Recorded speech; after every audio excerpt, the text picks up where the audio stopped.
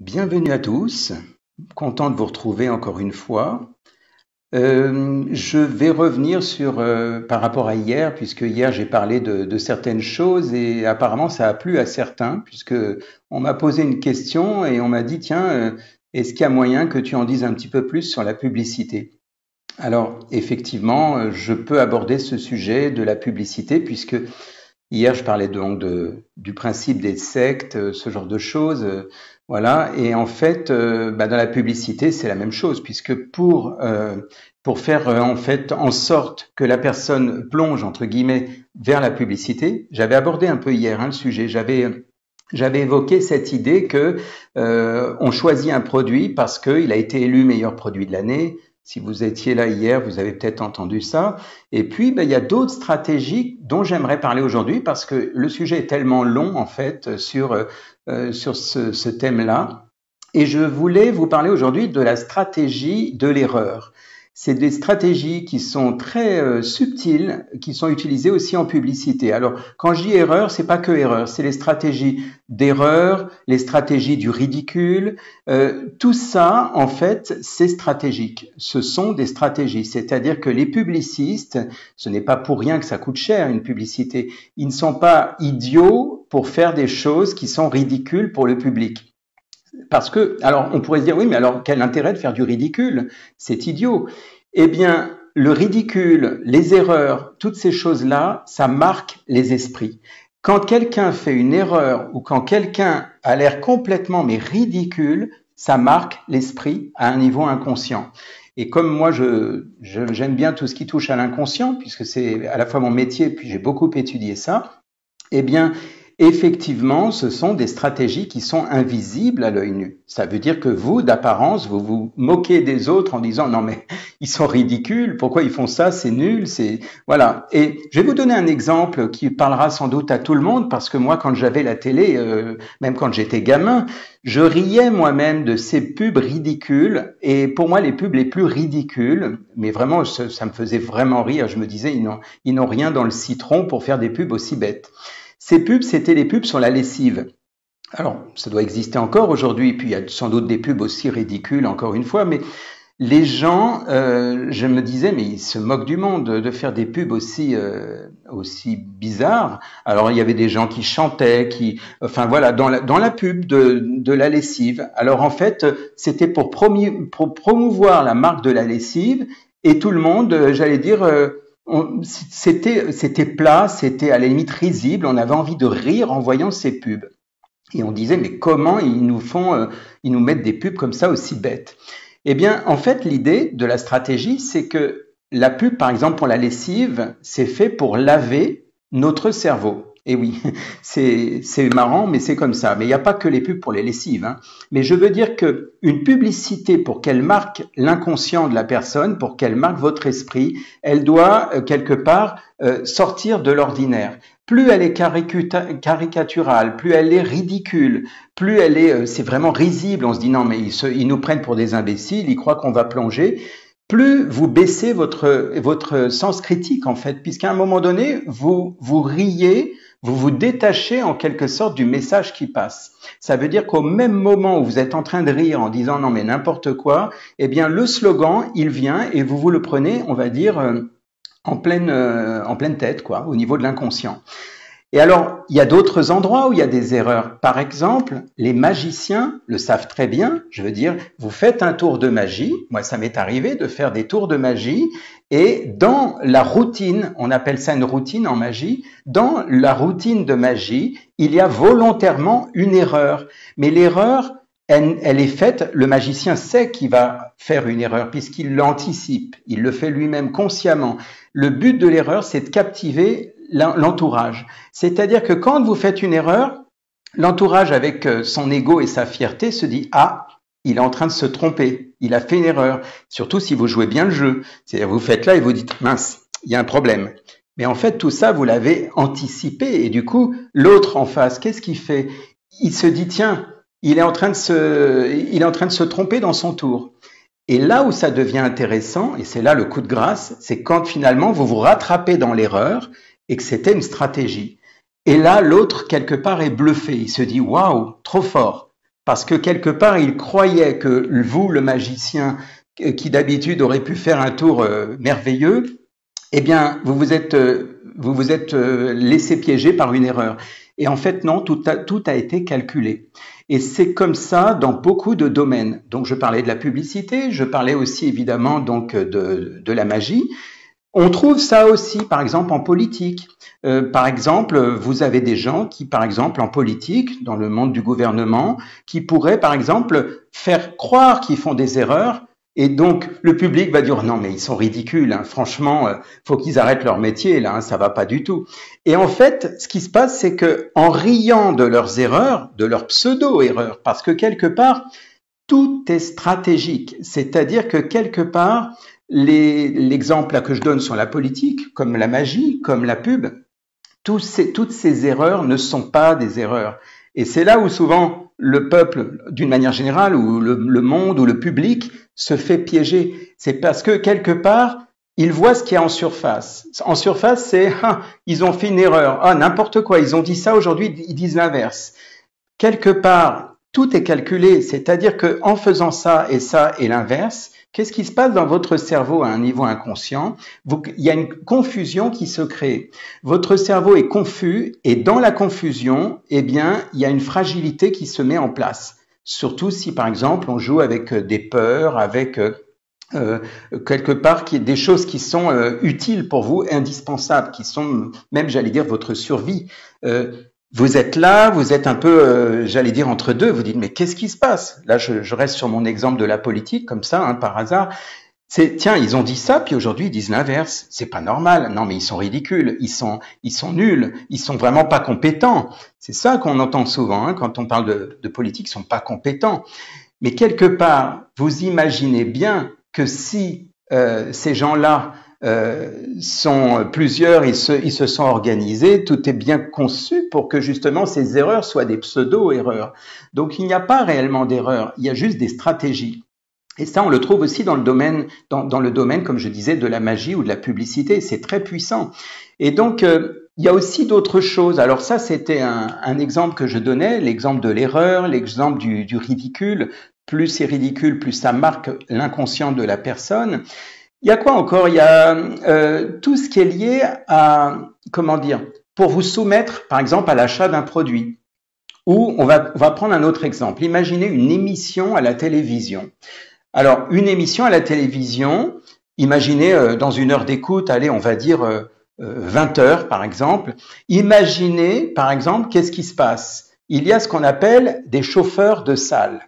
Et les chauffeurs de salle, si vous avez eu la possibilité d'aller dans une émission télé, peut-être que vous savez ce que c'est des gens qui ont des pancartes et qui vous disent, par exemple, applaudissez. Et vous, par exemple, hein, imaginez l'exemple de l'émission à 20 heures, qu'est-ce que vous faites?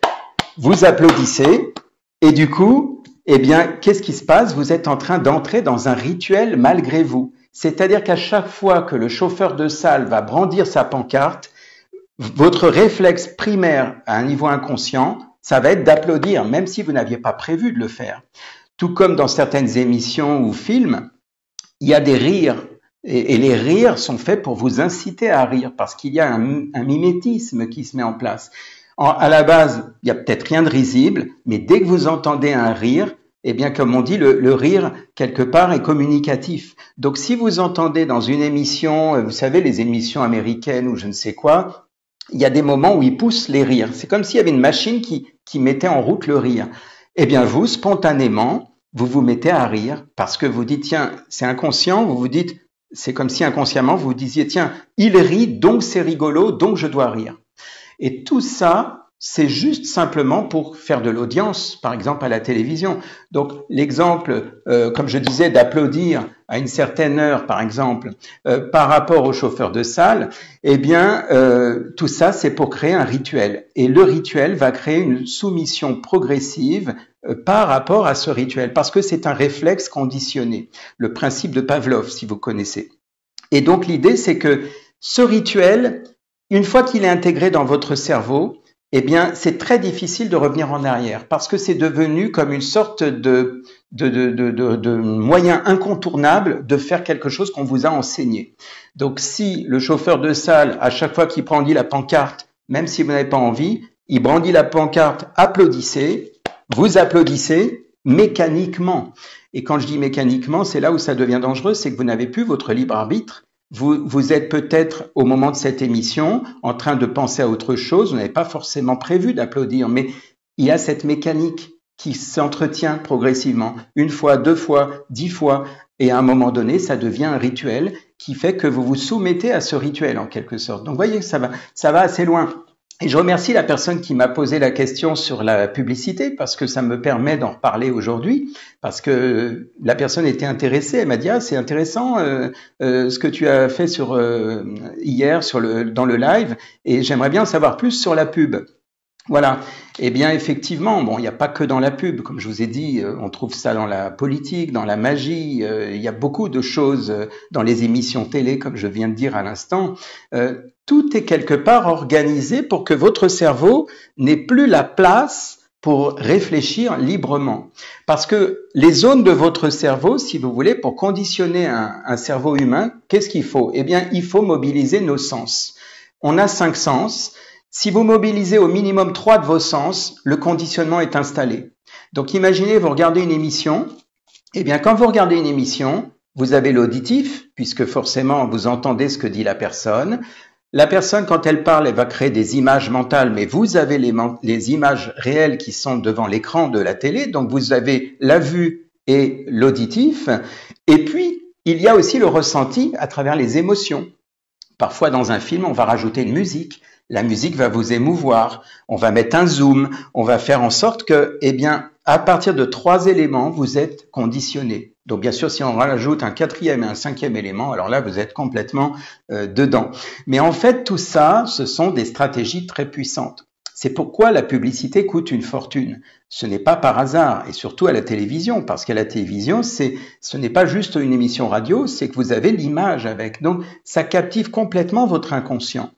Bon, là, je parle même pas des messages subliminaux, il y aurait encore beaucoup à dire. J'ai beaucoup étudié la question, je vous ai dit, sur ces notions de manipulation de masse et de publicité, avec notamment les logos, les couleurs, les slogans qui passent très vite, à toute vitesse, parce qu'il y en a qui me disent « oui, mais moi je m'en fiche, je lis pas, j'ai pas le temps ». Oui, seulement c'est là où c'est le plus dangereux. C'est que quand vous ne lisez pas, parce que ça va trop vite, ou parce que la personne parle à toute vitesse en disant sous réserve de l'acceptation, j'arriverai même pas à le dire aussi vite, votre conscient n'a pas le temps d'analyser, et c'est là, votre conscient est un filtre. Et c'est là où, du coup, vous absorbez l'information sans réfléchir. Et du coup, comme votre esprit critique, il faut le faire baisser au maximum pour que la publicité vienne finalement vous marteler l'inconscient. Et bien du coup, ça doit être sous le seuil visible, c'est-à-dire un peu comme sous le radar, comme on dit. Voilà, et donc c'est ce qui se passe, comme je vous disais, à travers certains conditionnements comme la répétition. Je parlais tout à l'heure des gens qui applaudissent pour les chauffeurs de salle. Vous voyez, les conditionnements sont partout en fait. On peut facilement, c'est des choses qui s'étudient et qui sont même étudiées dans le monde, pas que politique, pas que publicitaire, pas que dans la magie, mais ça s'étudie aussi dans le monde commercial. C'est pareil, les commerciaux apprennent, ils argumentent, ils savent qu'est-ce qu'on doit dire quand le client dit non et quand il dit ceci, quand il dit cela, comment faire en quelque sorte. Je voulais aussi vous parler, parce que j'ai trouvé ça intéressant, il y avait, vous savez, aujourd'hui on reçoit beaucoup d'informations sur les réseaux, et hier on m'a parlé donc d'un film, du coup je suis allé voir le film, j'ai trouvé ça intéressant, c'était passé sur Arte, et donc moi je l'ai vu, comme j'ai pas de télé, je l'ai vu sur Internet, c'est un reportage, en fait, et ça s'appelle Tous, peut-être que vous connaissez, vous l'avez peut-être vu, apparemment c'est passé récemment, moi je l'ai vu hier sur YouTube, ça s'appelle Tous surveiller 7 milliards de suspects.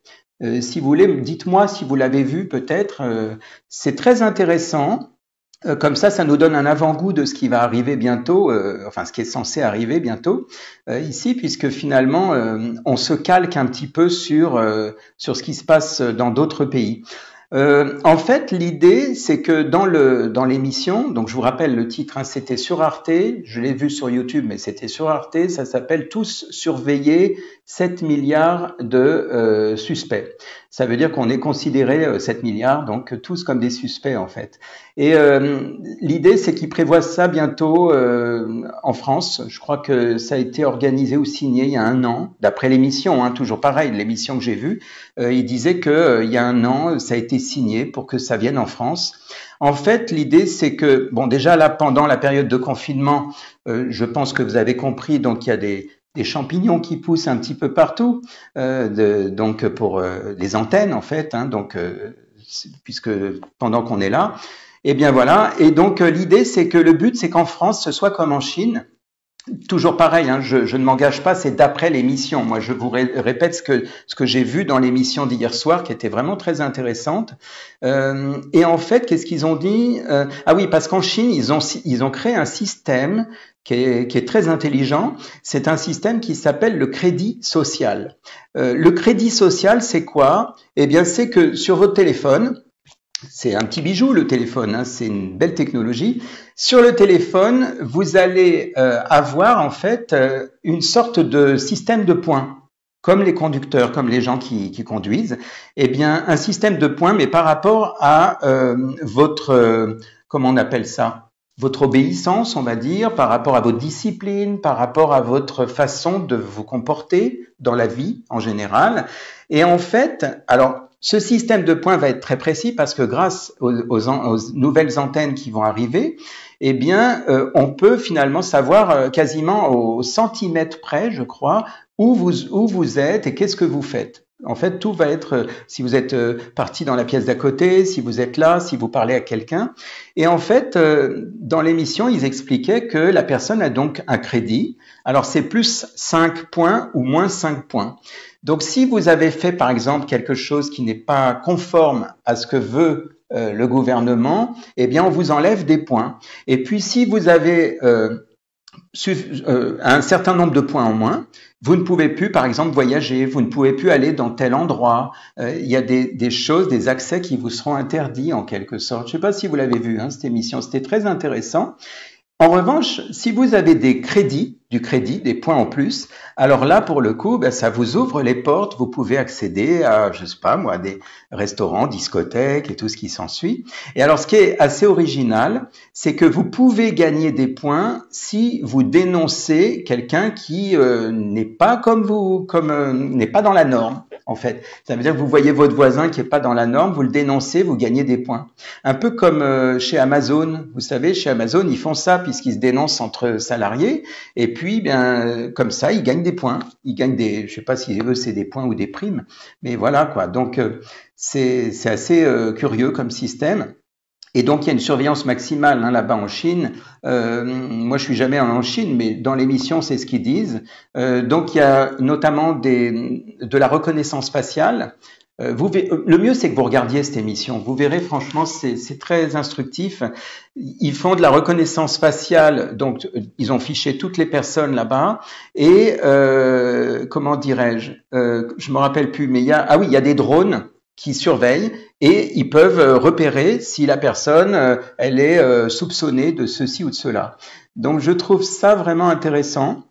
Et en fait, comme je disais, voilà, si vous perdez des points, ben vous devenez un petit peu un paria. Et si vous gagnez des points, eh bien vous êtes dans l'obéissance. Vous avez donc fait votre bonne action, vous avez dénoncé quelqu'un et vous gagnez des points. C'est assez original, je trouve, comme je ne sais pas ce que vous en pensez, je ne porte pas de jugement, mais je trouve ça original. Voilà. Et puis, qu'est-ce qu'il y avait d'autre? Ils ont parlé aussi des QR codes qu'ils mettent devant les maisons, puisque devant chaque habitation, il y a un système avec un QR code, et avec donc le système donc des ondes, ils peuvent savoir exactement qui il y a chez vous, et ils peuvent éventuellement décider donc de séparer une famille, par exemple, s'il y a des choses qui vont pas. Ils peuvent aussi, si l'enfant ne va pas à l'école, ils peuvent le savoir, et du coup, ben, il y a des choses qui sont pas, voilà quoi. Et puis autre chose pour finir là-dessus, je vais pas faire long là-dessus, c'est pas le but, mais selon les critères, ils vont par exemple vous confiner pardon, pas confinés, vous mettent en isolement dans des camps. Il y a donc à peu près plusieurs milliers de camps là-bas, et ils vous mettent, ils vous installent dans des camps. Je sais plus ce que c'est comme camp, mais enfin voilà. Il paraît que c'est pas rose, mais on peut pas y accéder. Évidemment, on peut pas filmer. Et en fait, bah voilà quoi. Donc il y a toutes ces choses qui font que vous êtes sous très haute surveillance dans le but de vous sécuriser, parce que évidemment, il faut vous protéger. Et comme il faut vous protéger, alors c'est sécurité maximale et c'est contrôle maximal, bien entendu. Voilà, donc ça c'était par rapport à l'émission. Donc je vous rappelle le titre, hein, c'est une émission qui est passée sur Arte et que j'ai vue sur YouTube hier soir, très instructive. Qui est censée arriver en France dans les prochains mois apparemment. Et donc, comment c'est le titre déjà? Tous surveiller 7 milliards de suspects. Voilà. Donc, pour en revenir à ce que je disais sur la publicité, sur la magie, sur la politique, enfin bref, tout ça, je vous disais que les erreurs ne sont pas des erreurs. Les erreurs sont des stratégies très bien étudiées. Il n'y a pas d'erreur à ce niveau-là, en quelque sorte. Parce que ça serait quand même bizarre de dire, ben non, mais attends, c'est un magicien professionnel, il a fait une erreur, c'est pas normal. Sauf qu'à la fin de son tour de magie, eh ben, il nous a bluffé parce qu'en fait, l'erreur, elle était stratégique. Même chose pour l'homme politique qui fait croire que, tiens, je suis perdu, j'avais dit ça, mais je dis le contraire. La confusion mentale, c'est une stratégie donc qui permet donc d'assouplir le cerveau parce qu'à un moment donné on est perdu, on se dit je comprends pas, c'est noir ou c'est blanc, mais hier il m'a dit noir, aujourd'hui il dit blanc, mais je suis perdu. Et du coup la personne elle est complètement en confusion et ça c'est aussi une stratégie. Et comme je disais tout à l'heure, la publicité bien sûr, puisque plus c'est ridicule, plus ça paraît risible et plus ça rentre comme dans du beurre au niveau de votre cerveau. Voilà, donc vous l'avez compris, le but donc c'est de créer une sorte de soumission hein, à travers ça, intérieurement, de programmer en quelque sorte par peur et par l'isolement. Comme on dit, vous savez, diviser pour mieux régner, je crois qu'on dit. Donc séparer les gens fait que finalement, comme ça, il n'y a pas de masse en quelque sorte qui s'organise. Donc du coup, ça fragilise le groupe en fait, puisqu'il n'y a plus de groupe, chacun est différent, chacun chez soi, on va dire. Et en fait, donc comme je disais, diviser pour mieux régner, en fait. Et puis c'est surtout pour, comment on dit, pour masquer la réalité. Voilà, comme ça, pour masquer la réalité. Donc voilà, je pense que j'ai fait le tour sur la question par rapport à la publicité et plus. Je vous souhaite une belle soirée, puis n'hésitez pas si vous voulez me dire des petites choses. Bonne soirée à tous. Merci.